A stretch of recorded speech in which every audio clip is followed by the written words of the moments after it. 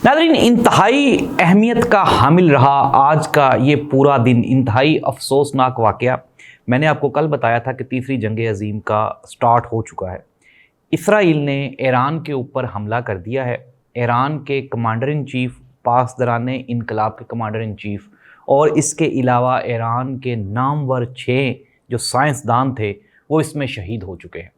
जो रूहानी पेशवा हैं ईरान के, वो कह रहे हैं कि हम इसका बदला लेंगे। इसराइल की जानिब से एक ये बयान भी सामने आया कि 100 ड्रोन्स वो इसराइल पे दागे गए हैं ईरान की जानिब से। लेकिन नाज़रीन, कहानी में ट्विस्ट अभी बाकी है। ये जो ईरान के ऊपर हमला हुआ, ये मिज़ाइल हमला नहीं था, ये कुछ और हमला था। इसमें जो घर के कुछ लोग इन्वॉल्व हैं, वो कौन कौन से गद्दार हैं, उन गद्दारों का चेहरा आज हम रखेंगे पूरी कौम के सामने। आइंदा 24 घंटे में कुछ बड़ा होने जा रहा है। अमरीकी सदर, फिर उसके बाद सऊदी अरब, पाकिस्तान, भारत और इसराइल, ईरान। नाज़रीन, एक सरप्राइज़ है पूरी दुनिया के लिए, और पूरी दुनिया को कौन कौन सी एहतियाती तदाबीर अपनानी है, ये डिटेल्स हम बताएंगे आपको आज के प्रोग्राम में। इंतहाई अहम और इंकशाफात से भरा हुआ प्रोग्राम है। आपने मुकम्मल प्रोग्राम देखना है, हमारा चैनल सब्सक्राइब करें और इसके अलावा अपने कमेंट से ज़रूर आगाह करना है। मैं हूं जाहिद अब्बास नकवी और आप देख रहे हैं हमारा सोशल मीडिया चैनल।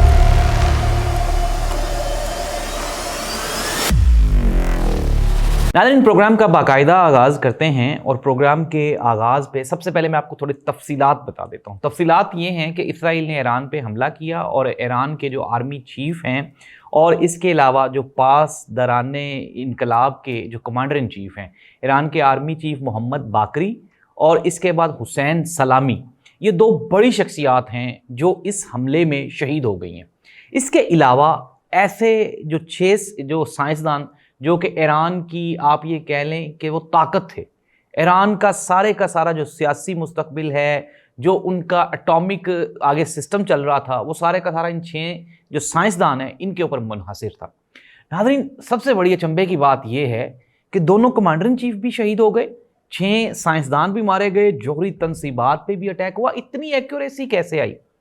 अच्छा, अब पूरी दुनिया एक ही चीज़ पे मुनहसर है कि इसराइल ने मिसाइल्स दागे हैं। फिर उसके बाद ये कहा जा रहा है कि 200 जो बमबार तैयारे थे वो इस ऑपरेशन में शरीक थे।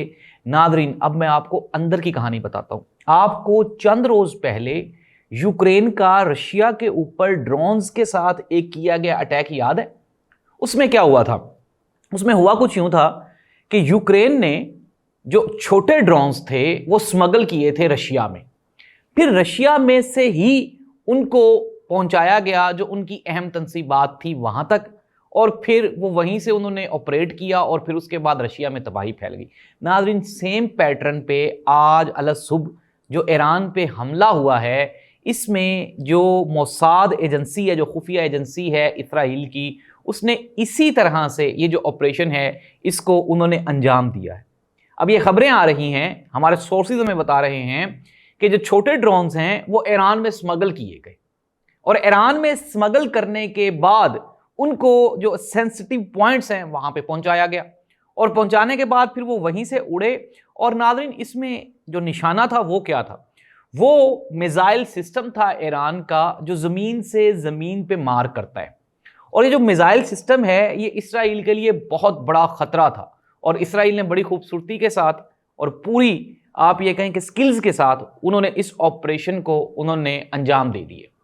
अब नाज़रीन, ये ऑपरेशन स्टार्ट हो गया। इसराइल का कहना यह है कि अभी तो हमने स्टार्ट किया है, इसके बाद आगे चल के हम इसको मज़ीद 1 हफ्ते का उन्होंने टाइम दिया कि 1 हफ्ते तक हम इसको कंटिन्यू रखेंगे। लेकिन नाज़रीन, शायद इसराइल ये भूल रहा है कि ईरान फ़लस्तीन नहीं है।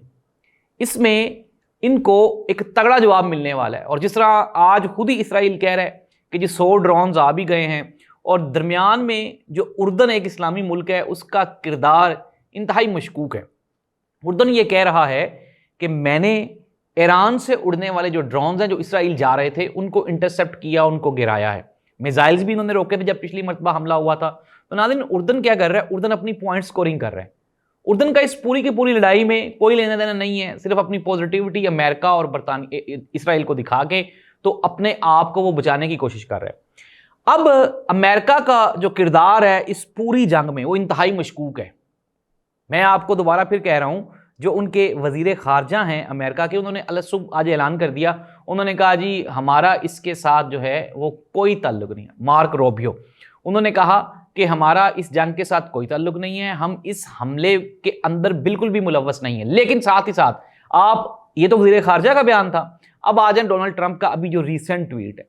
डोनाल्ड ट्रंप ने ईरान को दोबारा फिर धमकी देते हुए कहा है कि मैंने इनको कई मरतबा कहा था कि आप बैठे मुआहिदा करें, इन्होंने नहीं किया, इनके ऊपर हमला हो गया, इनसे बड़ा हमला हो सकता है।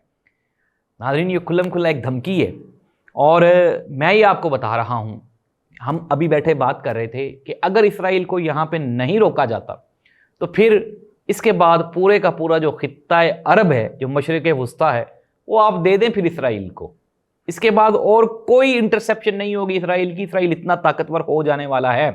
अच्छा, अभी हम रहते हैं जंग के मामलात के ऊपर। मैंने एक तो आपको यह खबर दे दी कि ये जो हमला हुआ इसमें लोकल ड्रोन्स उड़ाए गए, वो ड्रोन्स जो इसराइल मोसाद ने ईरान में स्मगल किए थे। इसके साथ ही फिर उन्होंने जो एयर स्ट्राइक है वो भी स्टार्ट कर दी और फिर मिसाइल्स अटैक भी कर दिया। ईरान का ध्यान वहां पे लगवाया, लेकिन जो ड्रोन्स उड़ाए गए उनके साथ उन्होंने जो बड़ी शख्सियात थी उनको उन्होंने निशाना बनाया, और जो उनके चीफ ऑफ आर्मी स्टाफ थे मोहम्मद बाकरी, वो भी शहीद हो गए, और जो पास दराने इनकलाब के कमांडर इन चीफ हुसैन सलामी हैं वो भी अल्लाह को प्यारे हो गए। इसके साथ ही साथ वो 6 मशहूर साइंसदान जो कि ईरान की जो एटॉमिक जो अब तक की प्रैक्टिसेस हैं, जो उनका जो प्रोग्राम है, जौहरी प्रोग्राम है, जो उनको सर अंजाम दे रहे थे, वो 6 जो साइंसदान हैं वो भी इसमें शहीद हो गए। कौन कौन से हैं, ज़रा नाम मुलाहिजा करें। अच्छा, ईरानी मीडिया के मुताबिक इसराइली हमले में इसके मुतअद्दिद जौहरी साइंसदान जो कि हलाक हुए, उनकी जो तफसीलात हैं वो कुछ यूँ हैं। इनमें सबसे पहला नाम है अब्दुल हमीद मनओचर, अहमद रज़ा जुल्फ़गारी, ये दूसरे साइंटिस्ट हैं, सैयद अमीर हुसैन फ़िकी, मुतबली ज़ादा, मोहम्मद मेहदी तेहरानची और फ्रीदौन अब्बासी। तो नाज़रीन, ये जो साइंटिस्ट हैं ये क्या कर रहे थे, ये वही जो यूरेनियम है उससे जौहरी हथियार का जो इनका प्लान था, जो प्रोजेक्ट था, उसको पाया तकमील तक पहुंचा रहे थे। ये भी 6 के 6 शहीद हो गए हैं, दोनों कमांडर इन चीफ भी शहीद हो गए हैं। ईरान माने या ना माने, इट्स अ बिग डेंट, ये बहुत बड़ा डेंट है। इतना कामयाब ऑपरेशन, इतना एक्यूरेट ऑपरेशन, इसने कई सवालात को जन्म दे दिया है। ईरान का डिफेंसिव सिस्टम नाकारा है, पूरी दुनिया को यह पता चल गया। ईरान के अंदर गद्दार हैं, पूरी दुनिया को यह पता चल गया। ईरान इस वक्त कमज़ोर हो चुका है। लेकिन नाज़रीन, मैं आपको दोबारा फिर बता रहा हूं कि ईरान की तरफ से जो एक्सपेक्टेड जो रिस्पॉन्स आना चाहिए था, अभी तक वो नहीं आया। अगर ईरान रिस्पॉन्ड करता है और इसके बाद अगर ये जंग लंबी चलती है तो जो डेंट आज पड़ा है ईरान को, इसका कोई नेमुल बदल नहीं है। एक तो उन्होंने नए अपॉइंट कर दिए हैं, कमांडर इन चीफ भी अपॉइंट कर दिए हैं, और इसके अलावा जो चीफ आर्मी स्टाफ है वो भी अपॉइंट कर दिए हैं। लेकिन साथ ही साथ मैं आपको दोबारा फिर ये बता रहा हूँ, एक तो वो जो जौहरी प्रोग्राम चल रहा था, जो 6 साइंसदान शहीद हो गए, उनकी रिप्लेसमेंट नहीं है अभी। It will take a long time. अब हम आ जाते हैं कि आगे चल के होगा क्या। सिंपल है, पाकिस्तान और सऊदी अरब ने जो ईरान है उसकी हमायत का ऐलान किया। दूसरी जानिब से अमेरिका, उसकी मजबूरी है, वो इसराइल के साथ खड़ा होगा। लेकिन आपको मैं अब आगे की तफसीलात बताता हूँ। चाइना और रशिया ये भी ईरान के साथ खड़े होने के लिए तैयार है, क्योंकि अमेरिका यूक्रेन के साथ खड़ा हुआ है और रशिया के ऊपर रिसेंटली एक बहुत बड़ा अटैक हुआ है। अब अमेरिका को टफ टाइम देने के लिए चाइना और रशिया ये ईरान के साथ खड़े होने के लिए तैयार है। सऊदी अरब को अपनी फिक्र है। सऊदी अरब ये जानता है कि अगर इसराइल इस तरह से इतना बदमाश हो गया तो फिर मेरा क्या बनेगा। सऊदी अरब भी अब मजबूरन ईरान के साथ खड़ा हो गया, पाकिस्तान भी ईरान के साथ खड़ा है। तो नाज़रीन, ये जो जंग है ये खित्ते में एक बहुत बड़ी तब्दीली लाने वाली है। और मैं आपको दोबारा फिर आगाह कर रहा हूं कि आइंदा 24 घंटे उर्दन में एमरजेंसी नाफिज है, इसराइल में एमरजेंसी नाफिज है, ईरान में एमरजेंसी नाफिज है। इसके अलावा मैं आपको ब्रेकिंग न्यूज़ दे रहा हूं, जितने भी अरब ममालिक जो कि सराउंडिंग में मशरिक़ वुस्ता के जितने अरब ममालिक है, सब के सब हाई अलर्ट पे लग गए। दूसरी जानिब यूरोप की जो ताकतें हैं वो भी हाई अलर्ट पे लग गई हैं। अमेरिका ने यह कहा है कि अगर ईरान ने हमला किया तो हम इसराइल के साथ खड़े हो जाएंगे। इट मीन्स दैट ये खुल्लम खुल्ला धमकी है। और नाज़रीन, मैं आपको कल बता चुका हूं, कल मैंने आपको हमले से पहले बता दिया था कि इसराइल ईरान के ऊपर हमला करने वाला है, और फिर बिलाखिर वो हो गया, पूरी दुनिया को पता था।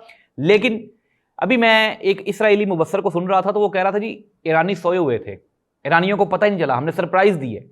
और अनडाउटेडली हुआ कुछ ऐसे ही है। अगर ईरान तैयार होता तो ईरान एक्टिव होता और नजर आता, लेकिन इस तरह की कोई भी चीज़ नजर नहीं आई। नाज़रीन, ये थी अब तक की तफसीलात, मैंने आपको बता दी। इसराइल ने अटैक कर दिया है और उन्होंने अपना जो ऑपरेशन है उसका आगाज़ कर दिया है। कहा है कि ये 1 हफ्ता चलेगा। अमेरिका इसराइल की सपोर्ट में खड़ा हो गया है।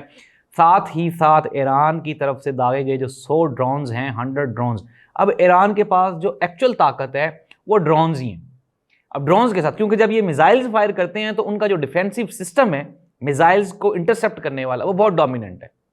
वो उनके पास वो डोम सिस्टम है जिसको अमेरिका अपग्रेड करके गोल्डन डोम बना रहा है। उनके पास आयरन डोम डिफेंस सिस्टम है। तो वो क्या करता है, वो इंटरसेप्ट कर लेता है मिसाइल्स को। अब जमीन से जमीन पे मार करने वाली चीजें इस्तेमाल करनी है ईरान को। लेट्स सी दैट ईरान क्या बड़ा सरप्राइज देता है। खामनाई साहब का बयान कि जी इन्होंने बड़ा सख्त अपने लिए इंतखाब किया है, इन्होंने अपने लिए सख्त इम्तहान का इंतखाब किया है, इनके लिए ये बड़ा नुकसानदेह होगा इसराइल के लिए। ईरान की जानिब से देखना ये होगा आने वाले जो 24 से 48 घंटे हैं वो इंतहाई अहम है। या तो दुनिया में, मैं आपको जो अक़वाम मुत्तहिदा के सेक्रेटरी जनरल हैं उन्होंने भी इसको कंडेम किया है, पूरी दुनिया ने इसको कंडेम किया है, क्योंकि इसराइल, आप ये समझ लें कि हद से ही गुजर गए। इतना बड़ा अटैक, इसराइल ने मौक़िफ़ ये अपनाया है कि ईरान जो जोहरी हथियार बना रहा है उसको इसराइल के खिलाफ इस्तेमाल करेगा।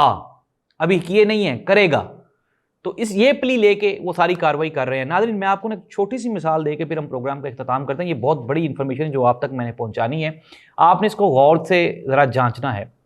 एक टाइम था शाम और फिर इसके साथ कोरिया, ये 2 ममालिक की मिसालें हैं। इन दोनों ममालिक के बारे में ये कहा जाता था कि ये जोहरी हथियार बना रहे हैं।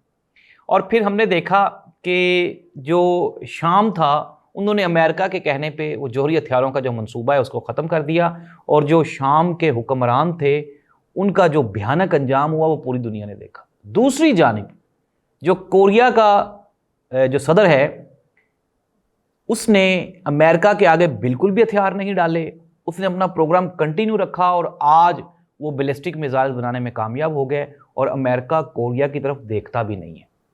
नाज़रीन, ये जो दुनिया है ये शराफत की नहीं है, कमज़ोरों की नहीं है, मिन्नत तरले करने वालों की नहीं है।